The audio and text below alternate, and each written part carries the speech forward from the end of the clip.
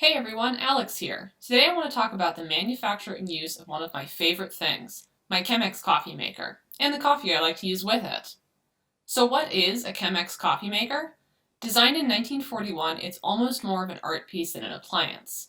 Chemex was designed as a new and clean way to brew the perfect cup of coffee, free of flavors that would often contaminate the coffee from things like metal, paper, and plastic. It's got a pretty simple design, made of a borosilicate glass carafe, a wooden collar, and a leather tie holding the collar on. The Chemex is mostly manufactured and assembled right here in Massachusetts, in a town called Chicopee. Simple, right? On the surface, sure, but let's break it down. First up is the carafe of the Chemex, which is made of borosilicate glass. Borosilicate glass is different than normal glass in that it can resist heat and heat expansion, which is really important when you're pouring boiling water into the carafe.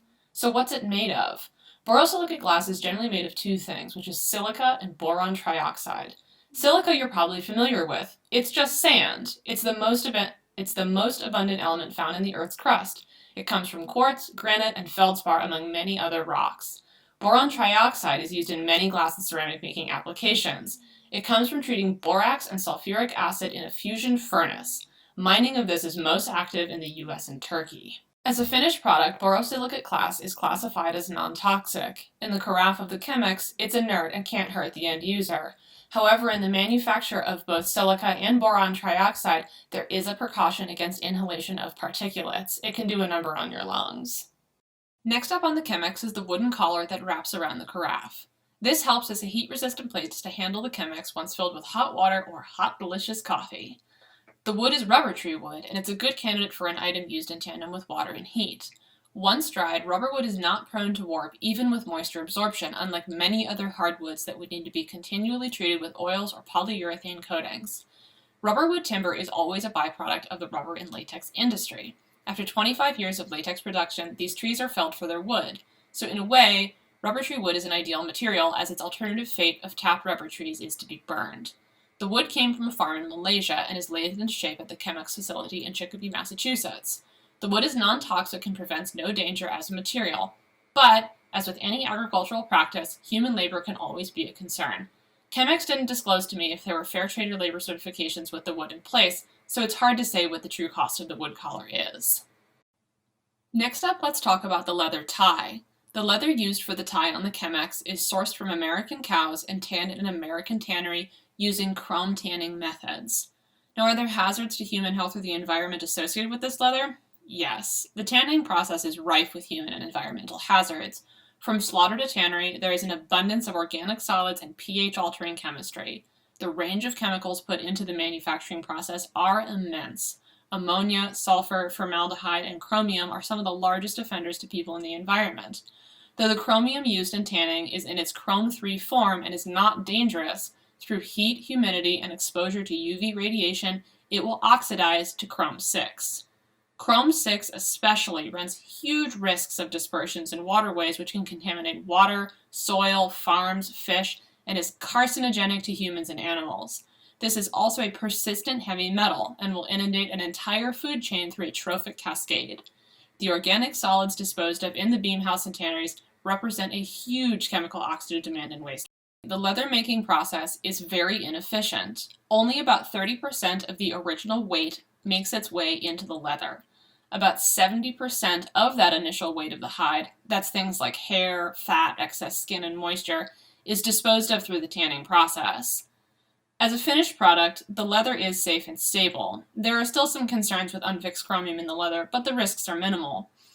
In the case of my Chemex, I'll go one step further and say that as a small leather tie, the yield and pattern efficiency of the leather used on the Chemex is likely very high, and Chemex can probably get away with using poorer or Z-grade hides that generally wouldn't find another use in industries that require bigger pieces. There are also limited alternatives. Chrome tan leather cannot be broken down or shrink if it gets wet. Synthetic tanned and vegetable tan leathers will both shrink and degrade when in contact with water, and synthetic leather alternatives would never stand up to the continued heat and daily handling.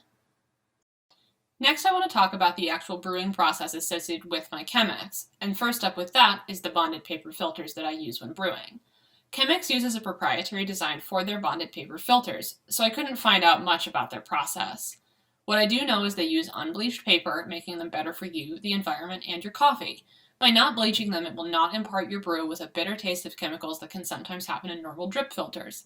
If I had to guess, the process of bonding the paper is either achieved with ultrasonic welding or a process called needle punching, which is similar to how felt is made.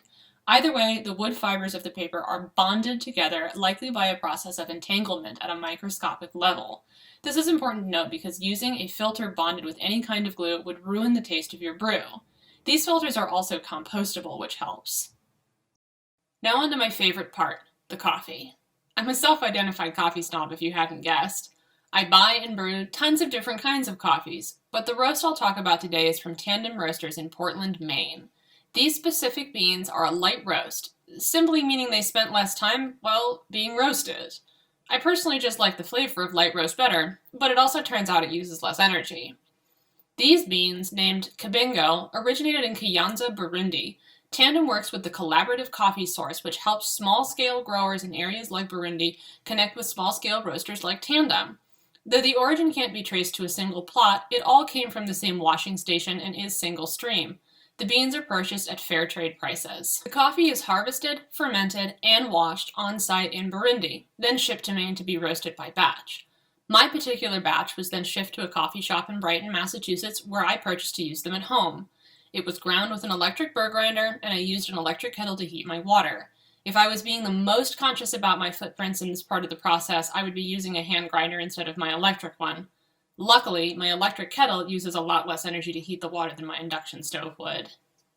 Last but not least, you need water for the whole process. And in my case, just north of Boston, Massachusetts, the water that comes into my home that I was using for this Chemex is coming from the Quabbin Reservoir, which is out in western Massachusetts.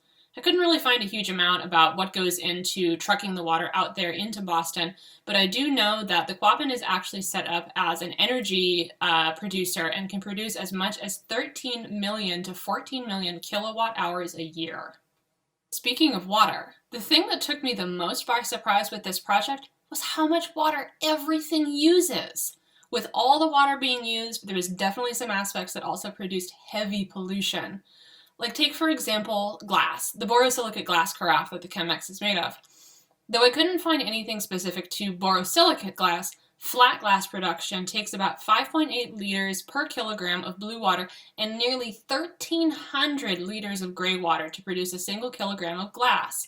Now this is actually not super bad because gray water is at least recycled, it's not what we drink, but suspended solids account for a huge amount of the water pollution in that gray water. Soda ash, heavy metals, and the presence of a high pH contribute to the effluent that can be produced. Similarly, leather is a big user of water. It's a very thirsty industry, and as I mentioned before, it's also a very heavy polluter. Between 30 and 40 liters of water are used per kilogram of leather for chrome tan leather. To give that some context, a square foot of conventional leather usually weighs about a half kilogram, so that's 15 to 20 liters per square foot.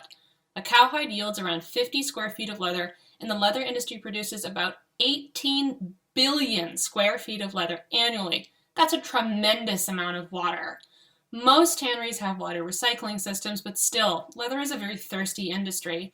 And sometimes I would bring up vegetable tanning or synthetic tanning, but generally speaking, both of those actually take up more water than chrome tan leather.